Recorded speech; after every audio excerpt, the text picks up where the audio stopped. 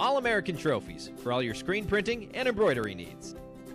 Art Main, women's clothing, accessories, and art supplies located 13 Main Street, South Minot. Buffalo Wings and Rings, the sports restaurant experience, located in South Minot. Badlands Bar and Grill, everyone's welcome and is our special guest, located in Southwest Minot. Fiancé Bridal, located in downtown Minot or shop online. KCJB, 9:10 a.m., Minot's news and information station. Buffalo Wild Wings, wings, beer, sports, located in 3820 South Broadway. KIZZ-FM, Z94, Minot's only station for today's hit music. Mix 99.9, Minot's best music mix. Happy Joe's Pizza and Ice Cream, good times to be together. KRRZ, 1390 AM, Minot's classic hits. KZTR 105.3 The Fox, Minot's rock station. Jacobson Music, a family-owned business with 3 locations in Dickinson, Bismarck, and Minot. KYYX, 97 Kicks FM, Minot's hot new country. MSU Beaver Hockey. Visit us online at msubeaverhockey.com or on Facebook and Twitter. Qdoba, easy, on time, full of flavor. MSU Theater Department, offering the highest quality of entertainment at Minot State. Forward Communication brings employers, retailers, and other professionals from the Midwest to connect under one roof. MSU Bookstore for all of your school supplies and MSU gear, located on campus. Red and Green, Minot State's official student-run newspaper. Magic City Hoagies, a locally owned sandwich shop, located in Southwest Minot. Spicy Pie, pizza, grinders, and beer, located at Beaver Ridge Plaza. Mike Blessum, State Farm Insurance Agent at 11th Avenue, Southwest Minot. Taco John's, offering fresh tacos, burritos, nachos, and breakfast.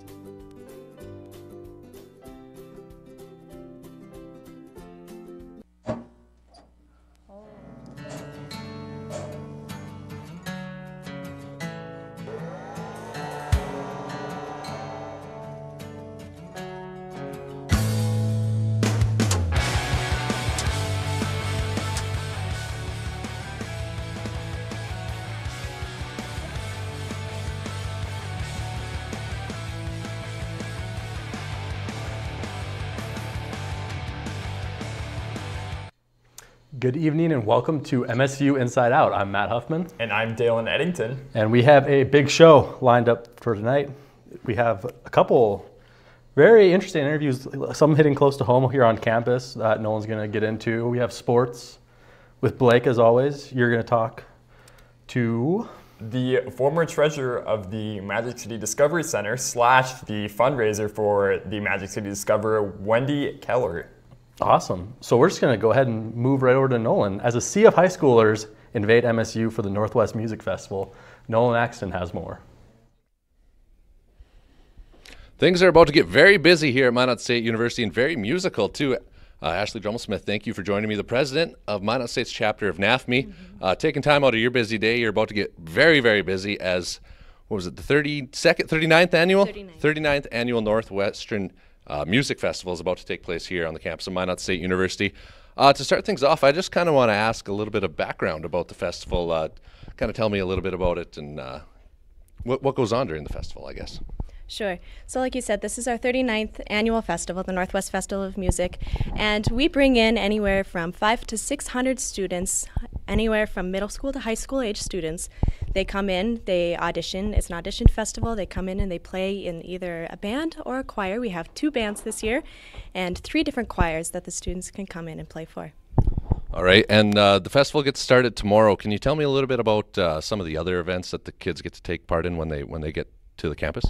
Yeah, so they get to the campus and they immediately get started in going into rehearsals.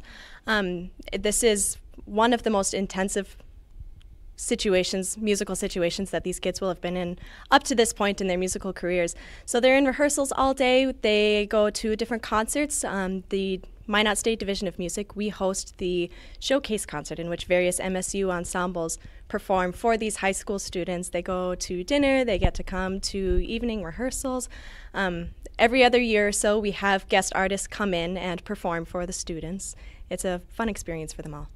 All right, and now to talk about the students a little bit, What's kind of the area that you guys like to draw kids from when it comes to inviting, I guess, getting them to audition to come to the festival?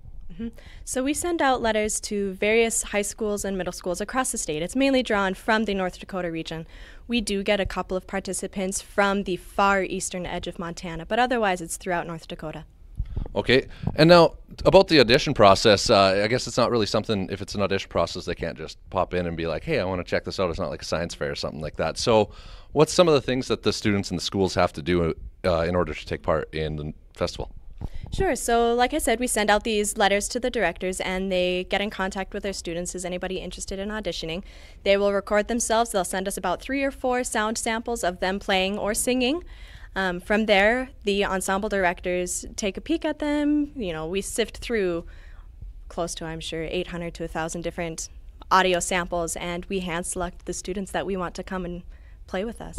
So you guys stay very busy in the days leading up to, or I guess the months leading up to this. And now to talk about the general public, is there a way the general public can come see any of this, or is it strictly for students?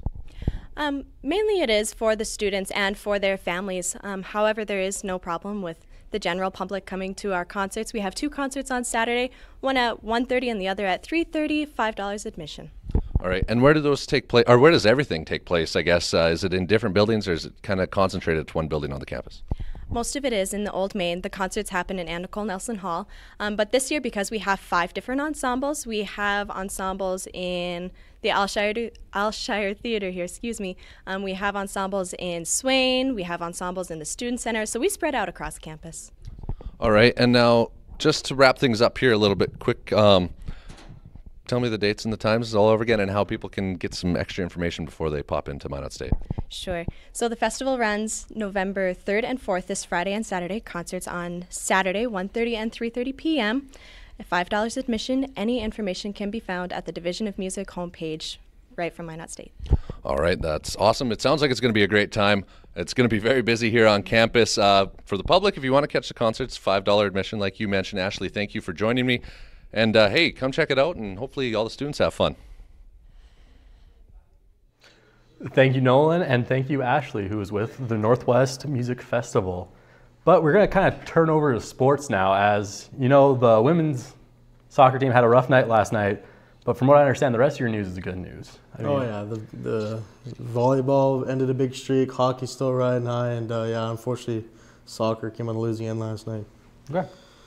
The Minot State University women's Beavers soccer team came to an abrupt end last night at the hands of the U Mary Marauders. The final score was 1-0. The Beavers finished the season 12-5-1. Senior Kelly Crease, junior Haley Berryman, and freshman Sophia Lewis were named to All NSIC first team. Junior Andrea Franco earned All NSIC second team honors, while juniors Megan Kawahara and Ashley Franco were named to an All NSIC third team. Sophomore goaltender Aaron Rafferty was named All NSIC honorable mention. The streak is over. The Minot State University volleyball team ended a 54-game NSIC losing streak against Bemidji State. It was the team's first conference win since 2014. The celebration didn't last long as the Beavers dropped their very next game to in-state rival University of Mary Marauders in straight sets. The Beavers are next in action this weekend when they travel to Winona State tomorrow and Upper Iowa on Saturday. The Minot State football team doubled their win total on the season this past weekend with a big road win against University of Minnesota Crookston Golden Eagles. Senior quarterback Zach Cunha threw for 171 yards and 3 touchdowns in a 42-35 victory. The Beavers will be back at home for the final time this Saturday against Minnesota State University Moorhead at 1 p.m. The women's hockey team is winners of 6 in a row after 2 big wins over Assiniboia Community College. Vanessa Grimstad and Mackenzie Balog led the way up front for the Beavers. Goaltender Shelby Tornado is tied for second in wins and is top 5 in goals against average and save percentage. The women's hockey team will look to continue their hot streak this weekend when NDSU comes to town for a 2-game series. Puck drops at 7:30 on Saturday and 1 p.m. on Sunday. The Minot State men's hockey team suffered their first loss on the road last weekend against Colorado. The Beavers' record stands 11-0-1, and they will try to extend their 56th home winning streak tonight against DCB. Puck drops at 7 p.m. at the Pepsi rink. The Beavers will also be in action Saturday afternoon against the Utah Utes at 4:30. Nice to see the volleyball team finally end that very long streak, and it's also nice to see the Beavers, both hockey teams, riding high. You know, they're like a 56-game winning streak at home. That's, I know we talk about it every week, but it's just still so impressive. But joining me tonight is a man who needs no introduction in the broadcasting department. But for all our viewers at home, I'm with Jaron Hominston, one of the key actors in the dinner theater play written and directed by our own Dr. Conrad E. Davidson. How are you doing tonight, Jaron? I'm good. It's good. So I understand that this isn't a dinner theater in the traditional sense of the word dinner theater. Can you provide some insight as to what exactly we have going on? Yeah, when I called home, I was like, hey, I'm in a show called Dinner Theater, and my dad was like, great, food. Like, I get to come eat food. And that's not quite what it is. The reason it's called Dinner Theater is it's a show, it's a series of 10 scenes about different scenarios that are kind of exaggerated from what you'd see at a normal restaurant. Like, one of the ones I'm in, the guy I'm acting opposite just wants to sit down, and I'm the restaurant host, and I do not want to let him sit down. I'm like, I need to know all of this, and I need you to take these surveys because I need to place you in the exact seat. Only the finest seating exactly. Jaron's restaurant. I mean, exactly. So how long have you and the cast been working on this production? Ooh, good question. Surprised you with that one, huh? Yeah, the fact that it's tonight feels like we've been working on it for like 2 days, but it's probably been more like 5 weeks, which is usually our turnaround rate for shows. It's kind of standard for the theater department? Yeah. Okay. So on that note, being in like the theater department, can you speak to the process of kind of being a full-time student and what goes into that along with producing these shows, you know, that you guys do? I know you're in a lot of works on campus. Yeah. I don't know. It's tough to juggle. It's easy, me being a theater major and a broadcast major. I'm in this building a lot, so it's easy to do that stuff. But I can imagine, like, if you weren't a theater major, how hard that would be juggling. Because a lot of my classes, like, I'll go to rehearsal for 3 hours, and then I'll just immediately like walk backstage and work on a set that I've been building. So it's pretty easy and it flows together. But as somebody who is not a theater major or a broadcast major, I can't imagine like having to go to rehearsal for 3 hours, then go like write a paper or go to a different building and work on something you have to be in a complete different mindset for. And 3 hours is kind of like the standard rehearsal timeline. Yeah. And is that like a 5-day-a-week thing, or? It depends on the show and the director. How was Dr. Conrad? Did he bring the hammer down on you guys a little bit? Sometimes. Sometimes. He's a nice man, but it was if he 9 to 5. Yeah. Okay. Yeah. So, is there anything else you'd like to add, Jaron, before I kind of? It'll be a really fun show to come watch. I encourage everybody to come watch it. No dinner. No dinner. But eat beforehand? Yeah, eat beforehand. Then you're full. Or wait, and then you can go to restaurants. There you go. Maybe one of our underwriters. Yeah, go to our underwriters. But be sure to check out the Dinner Theater opening tonight at 7:30 p.m. with repeat showings tomorrow and Saturday, and a matinee at 2 p.m. on Sunday. Doors open 30 minutes prior. Still to come, we have a talk with the former treasurer of the Discover Center, racial awareness on campus, and brisk temperatures. Stay tuned for more at Inside Out.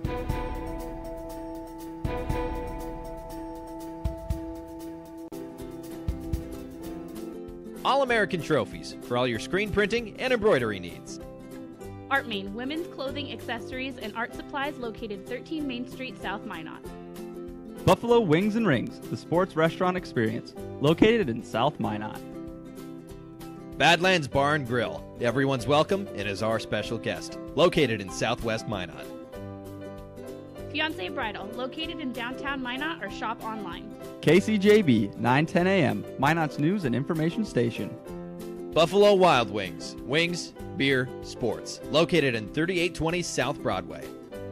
KIZZ FM, Z94, Minot's only station for today's hit music. Mix 99.9, Minot's best music mix. Happy Joe's Pizza and Ice Cream. Good times to be together. KRRZ, 1390 AM, Minot's classic hits. KZTR 105.3 The Fox, Minot's rock station. Jacobson Music, a family-owned business with 3 locations in Dickinson, Bismarck, and Minot. KYYX, 97 Kicks FM, Minot's hot new country. MSU Beaver Hockey. Visit us online at msubeaverhockey.com or on Facebook and Twitter. Qdoba, easy, on time, full of flavor. MSU Theater Department, offering the highest quality of entertainment at Minot State. Ford Communication brings employers, retailers, and other professionals from the Midwest to connect under one roof. MSU Bookstore for all of your school supplies and MSU gear, located on campus. Red and Green, Minot State's official student-run newspaper. Magic City Hoagies, a locally owned sandwich shop, located in Southwest Minot. Spicy Pie, pizza, grinders, and beer, located at Beaver Ridge Plaza. Mike Blessum, State Farm Insurance Agent at 11th Avenue Southwest Minot. Taco John's, offering fresh tacos, burritos, nachos, and breakfast.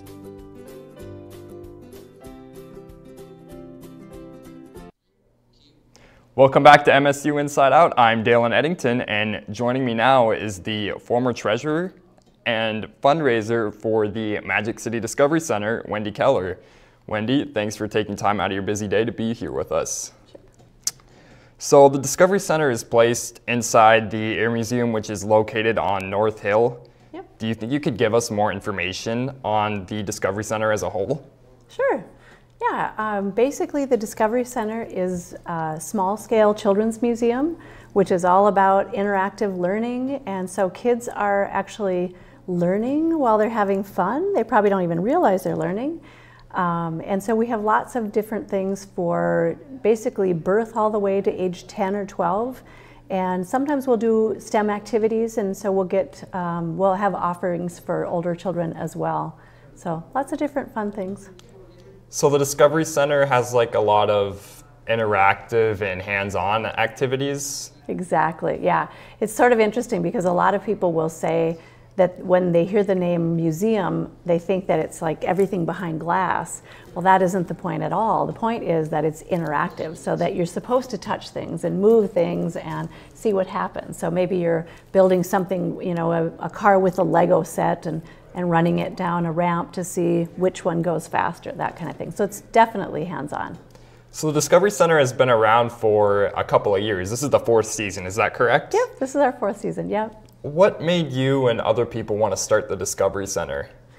You know, basically we kept hearing that there was nothing for children to do in the winter, and because it is so cold here, you know, kids need a place to kind of run off some energy, and we really wanted to offer something that was educational. So a lot of our things are STEAM-based, so science, technology, engineering, arts, and math, and it just really stimulates kids, and they've shown that, you know, it's important for education later. It's important for careers to learn things when you're younger and to get sparked.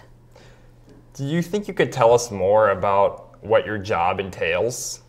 Yeah, so my job actually is a pretty new job. I'm called a project manager, and our hope is that I'll be able to bring us from an interim, which is what we are now. We're just open from November through March, to where we have our own building. We're open year-round. We're a full-scale children's museum. So we believe that our children deserve it all year long, you know, all year long. So the reason you guys are only open 5 months out of the year is because you guys are located inside the museum?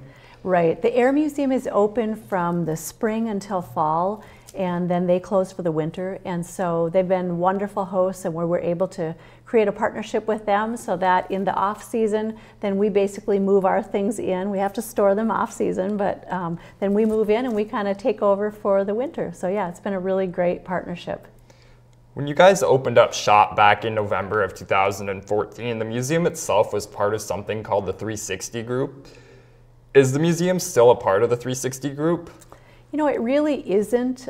Give 360 is a giving circle underneath the Minot Area Community Foundation, and that's really where the idea came from. Although I can tell you that several of us that were a part of Give 360 then, and still are a part of the Children's Museum. So I guess in a way it still is. It has a pretty strong connection. So the Discovery Center is primarily for a younger demographic, is that correct? Yeah, usually children's museums go up to the age of about 10 or 12. Now, our permanent museum, we're hoping to serve up to about age 14. So we will have some of the traditionally children's museum things, and then some of more of a science center, which tend to attract older kids. So we're hoping to serve up to age 14. Is there anything else you'd like to add, Wendy? You know, we open on Saturday, so I guess just to come out and check us out. We're very reasonable, we're educational, and great experience. So just get out and check us out. All right, thanks for being here. Thank you. The topic of race has been getting more and more coverage over the United States the past couple of years, and it's becoming more and more localized. Nolan Axton is standing by for more. Race is a very sensitive topic in the whole United States. It has been for the past few years. Jerusalem Takura, the editor of the Red and Green, you guys have kind of localized it for us here on the campus of Minot State University with a couple of articles that you guys decided to run in the campus newspaper. To start things off, I just want to say thank you for joining me, and thanks for bringing awareness to this issue that has been going on for much too long, really. Now, to talk about the articles itself, can you tell me a little bit and tell the public a little bit about what the articles are for the people that never got to see it? Of course. So there were 2 articles covering this piece, and the first one was titled, I Do Not See Color, and the other was I Live Color. So the I Don't See Color piece was aimed to get people understanding the concept of color blindness and letting them know that, in a sense, it's a form of racism. So you need to acknowledge differences, and that's fine to be able to. And then the I Love Color piece was giving students on our campus a voice, students of color precisely, letting other students know that they go through different experiences. All right. Now, with these articles, what kind of made you guys want to run them, and what was the driving force behind them? Was it a red-green based thing, or was it people from campus kind of bringing the awareness to you guys? So it was student-driven. We had a student not on our team bring up the topic. They wanted something talked about on the Kaepernick issue, but we did not want to run something opinion-based. So instead, we took a holistic approach and decided to tackle the issue of race in general. All right, and now to look at like that issue in particular, how the media has portrayed it, like national media, you get all these different views in it. So how did you guys want to kind of go towards that to kind of base it to a more local sense and kind of bring light to everybody that's on campus that can get kind of a touch on it? Well, like I said, to shape the conversation, we steered away from opinion, and that's why we were able to give those students their own voice. All right, and now it's a 2-piece article, but that's not all that you guys are doing. You're also going to hold a symposium next week on Tuesday. What kind of made you want to do the symposium along with the articles? So the purpose of the symposium is to create awareness, to shape the conversation on our campus. So as you mentioned earlier, race is a sensitive topic. So we're giving students, faculty, whoever wants to attend, the opportunity to have that discussion. All right. And this symposium, is it open to the campus only, or can people from the public come join and take part in it too? Yes, anyone's welcome. So it's happening on Tuesday, November 7 at 7 p.m. And one of our panel members is a member of the community, so it's open to everyone. All right. Where is that located? It's going to be in the conference center, 3rd floor of the student center. All right. And now to touch on, just before we kind of wrap things up here a little bit, what was kind of some of the reactions that you guys have got, or if you've gotten any? Are they positive? Have you gotten some negative? Can you tell me about them at all? Or yeah, just kind of the reactions on the articles. Gladly, we've gotten only positive feedback, and that was very encouraging. We've gotten through word of mouth, through email, and everyone has commended us, telling us that this was timely. And it was great to hear, great to understand that these students are going through different experiences and learning how to treat them based on that. All right, and then one more real quick, just time, date, and place for the symposium coming up. So it is happening Tuesday, November 7th at 7 p.m. in the conference center located on the 3rd floor of the student center. All right, Jerusalem, thank you for joining me. I hope you guys have a great turnout for it, because it's really something that needs to be addressed and something that people need to understand instead of just having opinions on it. So again, thank you for joining me, and I'll toss it back into the studio to you guys now. Thank you so much, Nolan and Jerusalem. But still to come on MSU Inside Out, we have the brisk temperatures I mentioned earlier before, and a very musical weekend coming up around the Magic City. Stay tuned for more.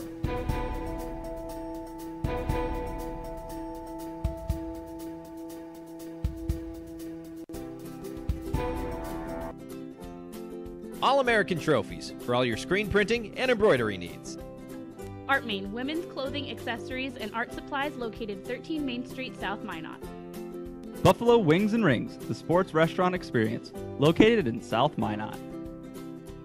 Badlands Bar and Grill. Everyone's welcome and is our special guest. Located in Southwest Minot. Fiance Bridal, located in downtown Minot or shop online.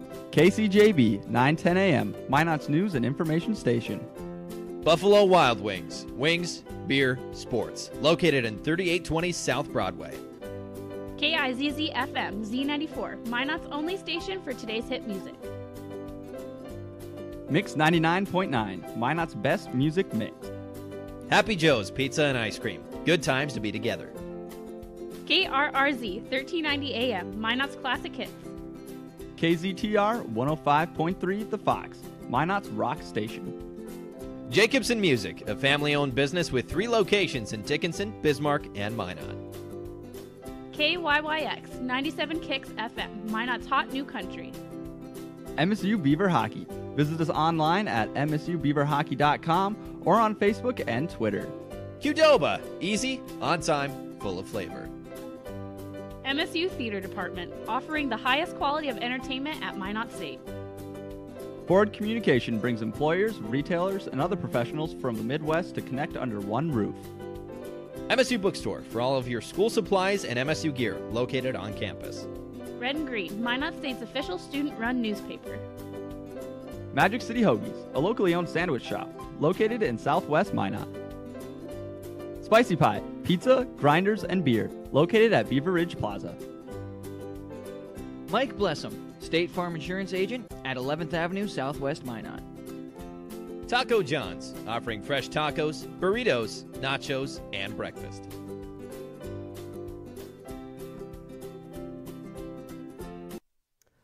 Welcome back to MSU Inside Out. I am still Matt Huffman. And I am still Dalen Eddington. And, you know, yesterday was interesting for me because I grew up in the Dakotas, right? I grew up in South Dakota. I came back here. But I always forget that somewhere on campus, this is someone's first time seeing snow. So, interesting. I hope you all enjoy the snow because there's going to be a lot more of it as we roll into our weekend forecast. We have a high of 28 and a low of 25 tomorrow with storms. It's a tongue twister. All right. Saturday, we have more snow with a high of 31 and a low of 16. And Sunday, do not be fooled by the sunny appearance on the map, as it looks to be the coldest day yet with a high of 22 and a low of 6. So, you know, I hope you got your winter jacket ready. You got it? Oh, yeah, I got it ready, man. You got the beanie, you got the gloves. Already all prepared. I've lived in North Dakota my entire life. There you go. And so this is not the first time I've seen snow. You're a man of the North. Good to go. Something like that. All right, so let's look at some campus events. All right, yeah. We got a lot to look forward to the next couple of days. Going on today through Saturday is the dinner theater play, which we talked about earlier in the show. And there's also a special show. Our very own Cale Boner is in the play as well. November 5th at 2 o'clock at the Alshire Theater. The Northwest Festival Showcase Concert is on Friday the 3rd at 3:30 at Anna Cole Nelson Hall. With the Arts and Craft Fair that Friday as well, going on from 10 to 8 o'clock, and on Saturday from 9 to 5, and that's at the North Dakota State Fair Center. We have the Northwest Festival Band Concert on Saturday, November 4th at 1:30 at Anna Nicole Nelson, as well as the Choirs Concert going on that very same day, 3:30, also at Anna Nicole Nelson Hall. And the open panel discussion on race, as we also talked about a little bit earlier in the show, Tuesday, November 7th at 7 o'clock, going on at the Student Center on the 3rd floor of the Conference Center. It's going to be a very big and musical weekend in the Magic City. Oh yeah, to say the least. You got a lot of Northwest Music Festival that's going on, a lot of high schoolers in town for that, and also Katie Abrahamson's art show. She was on here a couple weeks ago, and she's promoting her show. Her show's this weekend, Saturday. I'm sorry, Katie, I don't remember the time exactly, but I want to say 4:30 at 62 Doors Gallery. I could always learn to appreciate good art. There you go. And big shout out to our interviews.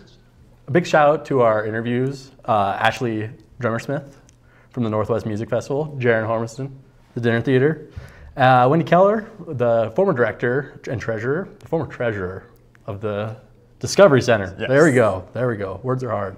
And Jerusalem, who came and talked to us from the Red and Green talking about race. And that open discussion, on Tuesday, it's going to be a good turnout and a good show. You going to that on Tuesday, you think? I'm thinking about it, actually. Yeah, that's good. Well, I'll hopefully see you there. And thank you for joining us on MSU Inside Out. I'm Matt Huffman. And I'm Dalen Eddington. Thank you for watching.